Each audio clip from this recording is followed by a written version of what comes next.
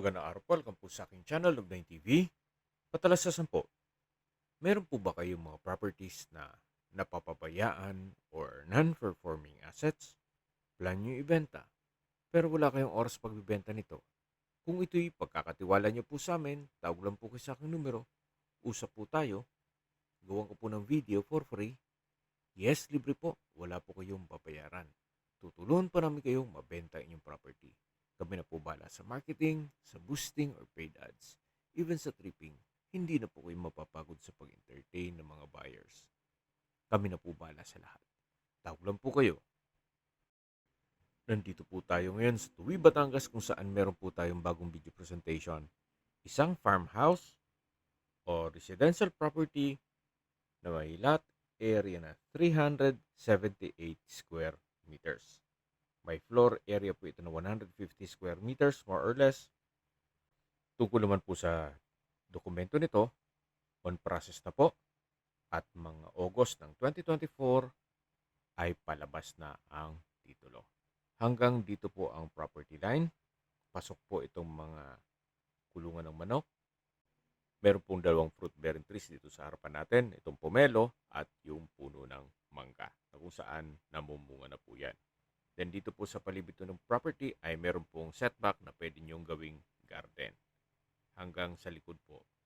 Tapos dito po sa harapan ay malaki din ang espasyo. Kahit po 5 hanggang 6 na sasakyan ay kakasya po dito. Ito naman pong structure ay maayos pa. Ang kulang na lang po dito ay pintura at kisame na rin po.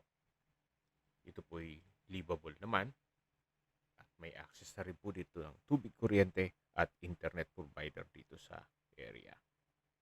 Ito po yung main door. Samahan niyo po ako. Pasok po tayo.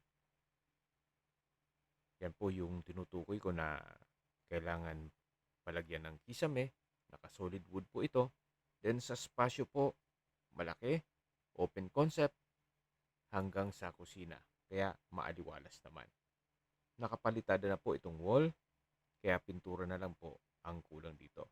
Actually, kahit skim coat lang. Sa floor plan naman po, maayos naman. Hindi siya magulo. Yan po yung living area o salas. Then sa gitna yung dining area at sa dulo yung kitchen. Check muna natin itong first bedroom. Malaki naman po ang espasyo nito. Meron pong dalawang glass window. Nakapalitada na po ang walls nito. Then meron pong wardrobe. At ito po'y high ceiling. Kahit po lagyan ng kisame yan, ay high ceiling pa rin. Balik po ulit tayo dito sa living area o salas. Then yan po yung main door. At ito po yung dining area. Sa dulo yung kitchen. At ito po yung pangalawang kwarto. Ganun din po, malaki ang espasyo. May dalawang glass window o jalousie. Then nakapalitada po itong wall. Kaya pintura na lang po ang kulang dyan. Pati kisame. Labas na po tayo para check natin yung kabilang kwarto. Na kung saan mas malaki po ang espasyo doon. So mula po dito sa living area, ito na po yung pangatlong kwarto na mas malaki ang espasyo nito. At meron din pong dalawang jalousie na pintana. Yan po yung fourth bedroom. Hindi lang natin mapasok yan. Gawa ng meron pong natutulog. So labas po ulit tayo. Yan po yung main door, yung living area, yung dining area at matatanaw natin yung dalawang kwarto. At dito na po yung kitchen. Meron itong kitchen countertop, stainless sink with faucet, at meron pong kitchen window. Then meron pong wall-mounted wooden rack. At ito naman po yung common toilet and bath. Malaki naman po ang espasyo nito. Naka-tile bathroom wall, may bathroom window, at maayos naman ang toilet fixtures. Mula po dito sa formal kitchen, labas po tayo dito sa may dirty kitchen. At meron pa pong traditional cooking o gatong. Kung masipag lang maghanap ng mga kahoy, libre na po ang panluto. So ito naman po yung laundry area. Mula po dito sa laundry area, dito naman yung dining area. Napakalaki po ditong extension ng bahay. Yan po yung gas range. Then meron pong kitchen window. Ito po yung access door na papunta naman dito sa gilid ng bahay. Ito pong area nitong napaparkan nitong tricycle ay kasama po yan hanggang dito po sa may Kakuwate. Habang naglilibot po tayo, pag-usapan natin ang distance, location at travel time. Mula po sa bayan ng Tuwi, ang distance is 1.9 kilometers at ang travel time is 6 minutes. Opo, napakalapit lang po nito sa bayan mismo, kung saan kompleto po gaya ng public market, groceries, convenience store, remittance center, local banks, church, schools, at hospital. Yan po yung lagi kong binabanggit sa aking video na dapat nyo i-consider sa paghanap ng property, yung meron pong malapit na hospital. Hindi ko naman po sinasabing sakitin kayo, yan naman po for emergency purpose lang naman.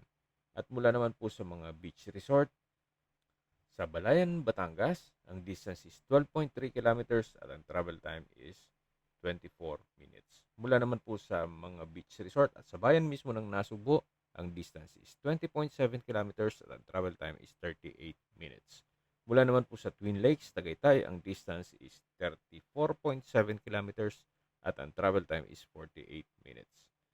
Kung magagaling naman po sa Manila o sa airport, ang distance is 110.4 kilometers at ang travel time is 2 hours and 19 minutes. Okay, sa presyo na po tayo. Binebenta po ito ng owner sa halagang 3.5 million pesos net. Ibig pong sabihin, si buyer na po ang sasagot sa lahat ng taxes at expenses with regards to documentation. Kung may mga katanungan po kayo, tawag lang po kayo sa aking numero. At sa mga kababayan naman natin na sa ibang bansa, meron po akong Telegram. Sa mga iPhone user naman, may iMessage. Meron din pong Imo, Skype, Viber at WhatsApp. Same number lang po, 0917-316-3399. Sa mga nagtatanong naman po ng aming Facebook, meron po aming Facebook page na Nov9TV at Facebook Reels video. Meron din pong TikTok at Instagram. May ibang YouTube channel po kami na The Nov9TV channel at Nov9TV Listings. Sana po naibigyan yung video presentation. Paki-like and subscribe na lang po sa aking channel para ma-update din po kayo sa aking future listings. Kung sakali po hanap nyo yung mas malaking sukat na lupa, meron din po kami ibang listings na pwede nyo pagpilian.